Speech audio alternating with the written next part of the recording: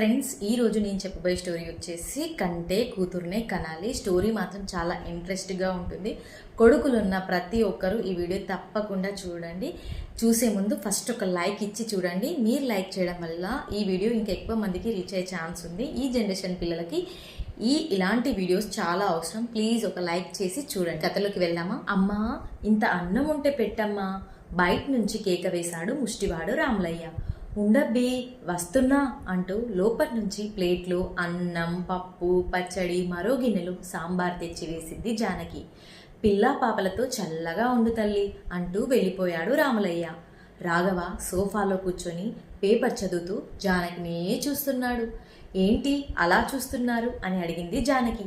ఏం లేదు, నువ్వు ప్రతిరోజు అలా వాడు అమ్మా అని పిలవగానే ఇలా అన్నం తెచ్చి వాడికి పెడుతుంటే మనం ఏనాడో వాడికి రుణపడి ఉండి అది ఇలా తీర్చుకుంటున్నామేమో అనిపిస్తుంది అన్నాడు రాఘవ.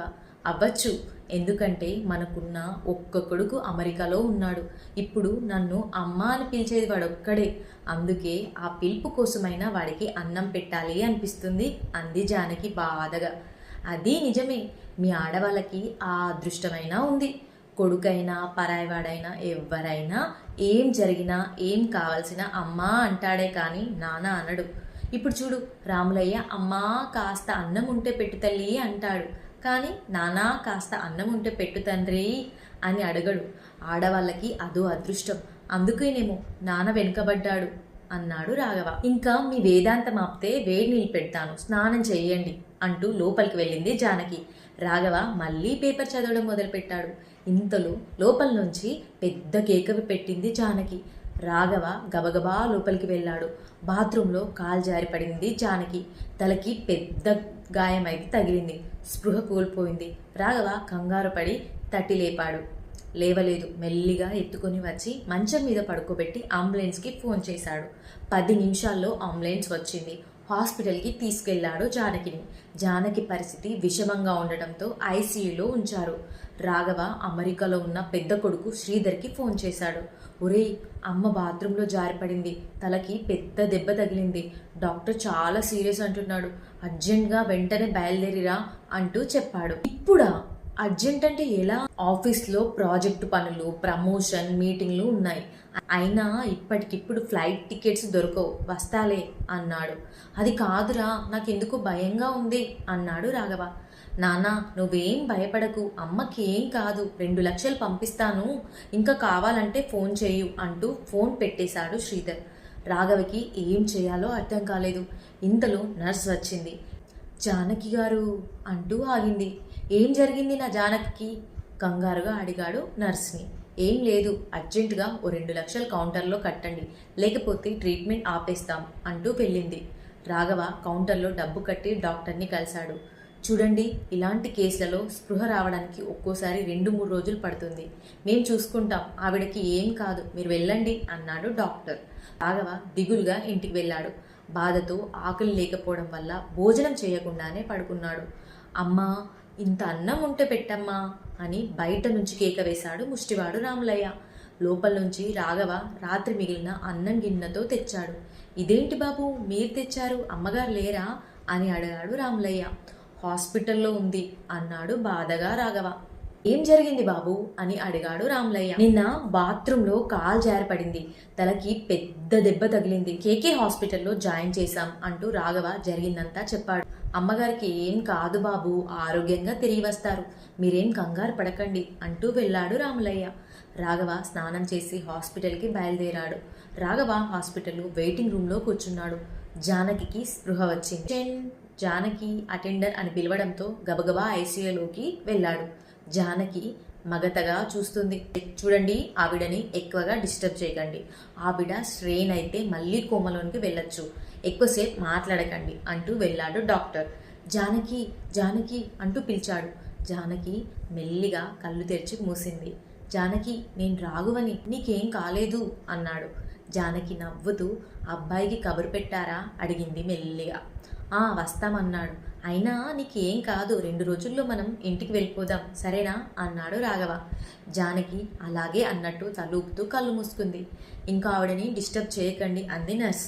రాఘవ భారంగా బయటికి వెళ్ళి వెయిటింగ్ రూమ్లో కూర్చున్నాడు. 4 గంటలు గడిచాయి.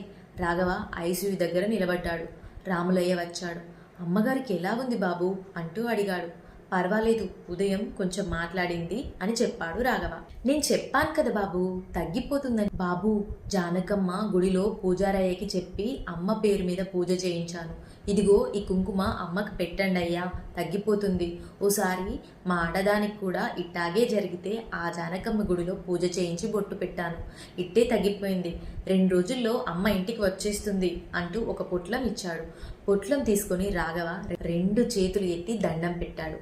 ఐసీయూ నుంచి డాక్టర్ బయటికి వచ్చి, రాఘవ గారు, బ్లడ్ చాలా పోయింది, బ్లడ్ ఎక్కించాలి. ఆవిడది బి గ్రూప్, మీదే గ్రూప్ అని అడిగాడు. నాది ఓ పాజిటివ్ అని చెప్పాడు రాఘవ. బి గ్రూప్ బ్లడ్ మా బ్లడ్ బ్యాంక్లో లేదు, వెంటనే అర్జెంటుగా అరేంజ్ చేయండి అంటూ వెళ్ళాడు. బి గ్రూప్ బ్లడ్ ఎక్కడ దొరుకుతుంది అనుకుని ఆలోచనలో పడ్డాడు. బాబుగారు, మీరు ఏమీ అనుకోకపోతే ఒకటి చెప్తాను, చెప్పమంటారా అన్నాడు రామలయ్య. చెప్పు రామలయ్య అన్నాడు రాఘవ. అదే బాబు, ఆ గ్రూప్లు ఏంటో నాకు తెలియదు. డాక్టర్ బాబు రక్తం కావాలి అన్నాడు కదా, అమ్మకి నా రక్తం ఇస్తా బాబు అన్నాడు రామలయ్య. రాఘవ రాములయ్యని చూశాడు. ఏంటి బాబు ఆలోచిస్తున్నారు? ఈ అడుక్కునేవాడు రక్తం ఇవ్వటం ఏంటి, నేను తీసుకోవడం ఏంటి అన్నాడు రామలయ్య. రాఘవ మాట్లాడలేదు. బాబు, ఈ రక్తం నాది కాదు బాబు, ఆ అమ్మదే. అమ్మ పెట్టిన అన్నం ఒక్కో మెతుకు ఒక్కో చుక్కగా ఈ రక్తంగా మారింది. ఆ అమ్మ పెట్టిన అన్నం తినే ఈ రక్తం తయారైంది. ఆలోచించకండి బాబు, సరిపోతే అమ్మ కోసం నా వంట్లో రక్తం పూర్తిగా ఇమ్మన్నా ఇత్తా, కాదనకండి బాబు అంటూ వేడుకున్నాడు రామలయ్య. రాఘవ గారు బ్లడ్ బ్యాంక్లో రక్తం కూడా ఎవరిచ్చారో తెలియదు, అలాంటప్పుడు తెలిసిన వాళ్ళ దగ్గర నుంచి తీసుకోవడం బెటర్ అన్నాడు డాక్టర్. డాక్టర్ బాబు, నా దగ్గర నుంచి అమ్మకి ఎంత రక్తం కావాలంటే అంత తీసుకోండి, చాలకపోతే నా వంట్లో రక్తం మొత్తం తీసుకోండి, పదండి బాబు అన్నాడు రామలయ్య. ఓకే, లోపలికి రా అంటూ డాక్టర్ రామలయ్య లోపలికి తీసుకొని వెళ్ళాడు. రాఘవ కుర్చీలో కూర్చున్నాడు. కాసేపటికి డాక్టర్ బయటికి వచ్చాడు. రాఘవ గారు, అతని బ్లడ్ సరిపోయింది, ఆపరేషన్కి ఏర్పాటు చేస్తాం అంటూ వెళ్ళిపోయాడు డాక్టర్. రామయ్య బ్లడ్ ఇచ్చి బయటికి వచ్చి, నా రక్తం సరిపోయిందంట బాబు అన్నాడు రామలయ్య. సమయానికి దేవుడిలా వచ్చావు, నువ్వు చేసిన ఈ సహాయానికి కృతజ్ఞుడిని, ఈ 1000 రూపాయలు తీసుకో అంటూ పర్సులోంచి తీసి ఇవ్వబోయాడు.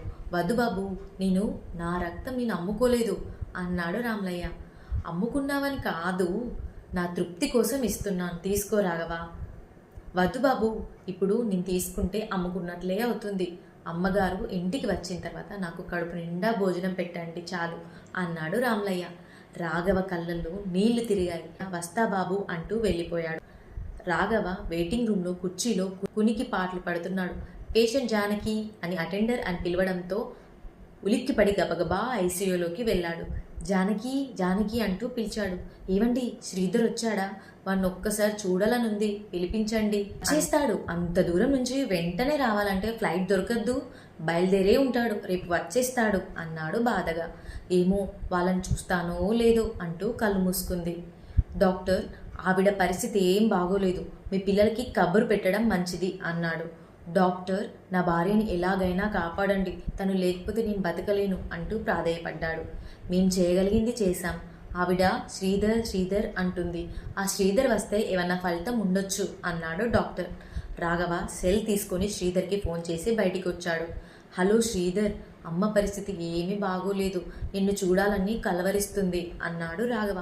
నానా, నాకు రావాలనే ఉంది, కానీ నేను వచ్చే పరిస్థితిలో లేను, ఓ వారం 10 రోజులు పడుతుంది, అమ్మకి ఏం కాదులే, వస్తాగా వెంటనే అంటూ కుదరదు అన్నాడు శ్రీధర్. అది కాదురా అంటూ ఏదో చెప్పబోయాడు రాఘవ. నానా, అమ్మకి ఏం కాదు, నువ్వు కంగారు పడకు, ఎంత ఖర్చైనా పర్వాలేదు, ట్రీట్మెంట్ చేయించు, డబ్బు పంపిస్తా అన్నాడు శ్రీధర్ ధైర్యం చెప్తున్నట్టు. ఇప్పుడు నాకు కావాల్సింది డబ్బు కాదురా, తోడుగా ఉండే మనుషులు, అది నిన్నే కలవరిస్తుంది, రారా అంటూ ప్రాధేయపడ్డాడు. సరేలే, వీలు చూసుకొని వస్తా అంటూ కట్ చేశాడు శ్రీధర్. ఇంతలో నర్స్ వచ్చి డాక్టర్ గారు పిలుస్తున్నారు అంటూ చెప్పింది. రాఘవ గబగబా లోపలికి వెళ్ళాడు. జానకి ఆయాస పడుతుంది, జానకి జానకి నీకేం కాదు అన్నాడు. ఏవండి, శ్రీధర్ శ్రీధర్, మీరు జాగ్రత్తగా ఉండండి, మిమ్మల్ని ఇంటరి దాన్ని చేసి వెళ్తున్నందుకు నన్ను క్షమించండి అంటూ తల వాల్చేసింది జానకి. వాటిలో పైకి ఏడవలేక కళ్ళు మూసుకున్నాడు రాఘవ. కళ్ళ నీళ్లు జానకి నుదుటి మీద పడ్డాయి. ఐఎమ్ సో సారీ రాఘవ, మా ఫార్మాలిటీస్ మేము పూర్తి చేసి బాడీ అప్పగిస్తాం అన్నాడు డాక్టర్. రాఘవ జానకిని అలాగే చూస్తున్నాడు. ప్రశాంతంగా శాశ్వతంగా నిద్రపోతుంది జానకి. నర్స్ జానకి మొహం మీద దుప్పటి కప్పేసింది. రాఘవ బయటికి వచ్చాడు. గుండె నిబ్బరం చేసుకొని గంభీరంగా మారి సెల్ తీసి శ్రీధర్కి ఫోన్ చేశాడు. ఇప్పుడే కదా ఫోన్ చేశావు, మళ్ళీ ఏమైంది? చెప్పాగా వస్తానని అన్నాడు శ్రీధర్ విసుగ్గా. నువ్వు రావాల్సిన అవసరం లేదు, రాకు అన్నాడు. అమ్మకి తగ్గిపోయిందా, డిశ్చార్జ్ చేస్తున్నారా అని అడిగాడు. పోయింది, ప్యాక్ చేసి ఇస్తున్నారు అంటూ సెల్ కట్ చేశాడు రాఘవ. రాములయ్య మామూలుగా వచ్చి అమ్మా అంటూ ఇంటి ముందు ఉన్న మంటను చూసి ఆగిపోయాడు. మెల్లిగా గేట్ లోపలికి వెళ్ళాడు. జానకి అంతిమయాత్రకి అన్ని ఏర్పాట్లు పూర్తి చేస్తున్నారు. కొంతమంది ముత్తైదువులు కూర్చోబెట్టి స్నానం చేయించి పసుపు రాసి బొట్టు పెట్టి పువ్వులు పెట్టారు. రాఘవ నిలబడి గోడకి జారపడి కన్నీళ్లతో బాధని దిగమింగుకొని జరిగే తంతుని చూస్తున్నాడు. అదంతా చూస్తున్న రాములయ్య కళ్ళల్లో నీళ్లు తిరిగాయి. బాబుగారు అంటూ రాఘవ దగ్గరికి వచ్చాడు. అంతా అయిపోయింది రాములు, నువ్వు ఇచ్చిన రక్తం వృధా అయిపోయింది, అమ్మగారు వెళ్ళిపోయింది అంటూ ఏడ్చాడు. అయ్యా కార్యక్రమం చెయ్యాలి, ఇంకా అబ్బాయి రాలేదు అన్నాడు పంతులు. రాడు అన్నాడు కఠినంగా రాఘవ. మరి కార్యక్రమం కొడుకే కదండి చెయ్యాలి, ఏం చేద్దాం అంటారు? ఉన్న కొడుకుతోటే జరిపిద్దాం అన్నాడు రాఘవ. ఉన్న కొడుక ఎవరండి అడిగాడు పంతులు. అంటేనే కొడుకా పంతులు గారు, కడుపు చించుకొని పుట్టిన కొడుకు కన్న తల్లి చావు బతుకుల మధ్య కడసారి చూపు చూడాలి అని ఏడుస్తుంది. ఒక్కసారి రారా అంటే ప్రాజెక్టు పనులు, ప్రమోషన్లు, మీటింగ్లు ఉన్నాయి, తీరిక లేదు, డబ్బు పంపిస్తా, తర్వాత వస్తా అంటూ ఫోన్ కట్ చేశాడు. బతికి ఉండగా సెలవు లేదంటూ రాని కొడుకులు చచ్చిన తర్వాత సెలవు పెట్టుకొని మరీ వస్తారు. నెల రోజులు ఉంటారు, అన్ని కర్మలు చేస్తారు, ఆస్తులు పంచుకుంటారు, అనకే ఎగిరిపోతారు. పంతులు గారు, అందరి కంటికి ఆ రాములయ్య ఒక ముష్టివాడుగా మాత్రమే కనపడుతున్నాడు. కానీ నాకు మాత్రం నేను కనని కొడుకులా కనిపిస్తున్నాడు. అతను ముష్టివాడు కాదు, మేము కనని కొడుకు. ప్రతిరోజు నా ఇంటికి వచ్చి నా జానకిని అమ్మా అని పిలిచిన కొడుకు. ఆ అమ్మ చావు బతుకులో ఉంటే తన అమ్మ కాని అమ్మని బతికించుకోవడం కోసం తన రక్తాన్ని ఇచ్చిన కొడుకు. అతనే నా నిజమైన కొడుకు, అతనే ఈ కర్మకాండాలు జరుపుతాడు అన్నాడు రాఘవ. రాఘవ రాములయ్యను చూపిస్తూ, బాబుగారు నేనా? నా కులమేంటో నేనేంటో నాకే తెలియదు. పైగా ఇల్లు తిరిగి ముష్టెత్తుకునేవాడిని నేను ఆ అమ్మకి కర్మ చేయడం ఏంటి? తప్పు బాబు, ఆ అమ్మ ఆత్మ శాంతించదు అన్నాడు రాములయ్య, ప్రతి తల్లిదండ్రులు తాము ఎలా ఉన్నా తమ పిల్లలు తమ కంటే గొప్పగా బతకాలని కోరుకొని పెద్ద చదువులు చదివించి వారి భవిష్యత్తు బాగుండాలని దూరదేశాలకి పంపుతారు. డబ్బు సంపాదన అక్కడి పద్ధతులు అలవాటు చేసుకున్న వాళ్ళు చావు బతుకుల మధ్య ఉన్న తల్లిని కడసారి కూడా చూడడానికి రాలేకపోయారు. ఏం బంధం లేని నువ్వు అమ్మ అనగానే పట్టడి అన్నం పెట్టిందన్న విశ్వాసంతో ఆ తల్లిని బతికించుకోవడానికి పూజలు చేశావు, రక్తం కూడా ధారపోసావు. ఈ కార్యక్రమం చేయడానికి ఒక కొడుకుగా నీకు ఇంతకంటే అర్హత ఏం కావాలి రాములయ్య? ఈ రోజు నుంచి నువ్వే నా కొడుకువి, నా మీద గౌరవం ఉంటే కాదనకు. పంతులు గారు కానియండి అన్నాడు రాఘవ. పంతులు రాములయ్య చేత స్నానం చేపించి కార్యక్రమాన్ని పూర్తి చేసి జానకి పార్థివ దేహాన్ని పాడి ముందే పడుకోబెట్టారు పంతులు. రాఘవ మొయ్యడానికి 4 మనుషులు కావాలి కదూ అంటూ అందరినీ చూసి, అయ్యా కొడుకులుండి కూడా లేని దౌర్భాగ్యుడిని, నవమాసాలు మూసి పిల్లల కన్నా గొడ్రాలు నా భార్యని సాగదంపడానికి కాస్త సాయం చేయండి. నా భార్యని నా భుజం మీద మోస్తాను, కానీ 3 భుజాలు తక్కువయ్యాయి. మీ అందరికీ దండం పెడుతున్నా, దయచేసి సాయం చెయ్యండి అంటూ వేడుకున్నాడు. లోకంలో ఇంకా మానవత్వం చావలేదు అన్నట్టు 4 సాయం చేయడానికి ముందుకు వచ్చారు. పంతులు రాములయ్యకి నిప్పుకుండ చేతికి అందించాడు. జానకి పార్థివ శరీరం ముందు రాములయ్య నిప్పుకుండతో నడుస్తున్నాడు. జానకి తల పక్కన రాఘవ జానకిని అలాగే చూస్తూ అడుగులు వేస్తున్నాడు. దూరంగా కడుపు చించుకు పుట్టిందొకరు, కాటికి నిన్ను మోసేదొకరు, తలకి కొరివి పెట్టేదొకరు, ఆపై నీతో వచ్చేదెవరు?